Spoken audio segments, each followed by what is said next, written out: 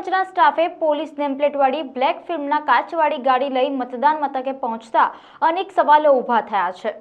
નથી લેવાના દંડ, બેજવાબદારી અખંડ। કાળા કામ માટે હેરાફેરી કરવા અમુક લોકો બ્લેક ગ્લાસવાળી ગાડી વાપરે છે। કોની છે આ બ્લેક ફિલ્મવાળી પોલીસ પ્લેટ લગાવેલી ગાડી?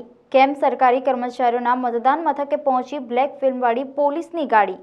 ચૂંટણી પંચના સ્ટાફ કેમ લઈને પહોંચ્યા પોલીસ નેમપ્લેટવાળી ગાડી? એવા પ્રશ્નો ઊભા થયા છે। જિલ્લા જમીન દસ્તક શાખાના કર્મચારી રિયાઝ નામના વ્યક્તિએ પોલીસની નેમ પ્લેટનો ઉપયોગ કર્યો। મળતી માહિતી મુજબ વેજલપુરના પીએસઆઈની ગાડી હોવાનું જાણવા મળ્યું છે।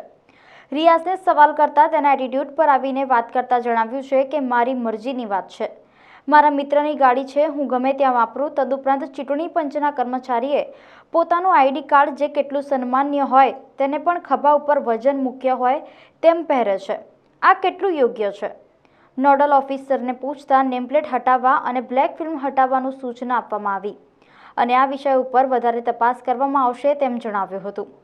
હવે જોવાનું એ રહ્યું છે કે આરટીઓ અને પોલીસ આ ગાડી સામે કાર્યવાહી કરશે।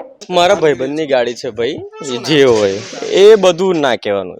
નો કમેન્ટ્સ, નો કમેન્ટ્સ। એ વ્યક્તિ જે હતા કર્મચારી એ અમારા જિલ્લા જમીન દફતર નિરીક્ષકની જે કચેરી છે એમાં કામ કરી રહ્યા છે અને એમના કોઈ મિત્ર છે પીએસઆઈ, એમની ગાડી લઈને આવ્યા છે એવી મને જાણકારી આજે અત્યારે મળી છે। એટલે એમાં કંઈ વિશેષ કંઈ છે નહીં ના, એ મને હજુ જાણકારી નથી, હું ચેક કરી લઈશ। રિયાઝભાઈ છે એમનું નામ। ઠીક છે, અમે કઢાવી લઈએ છીએ, હું વાત કરી લઉં છું પોલીસમાં, એ તો કાઢી નાખશે।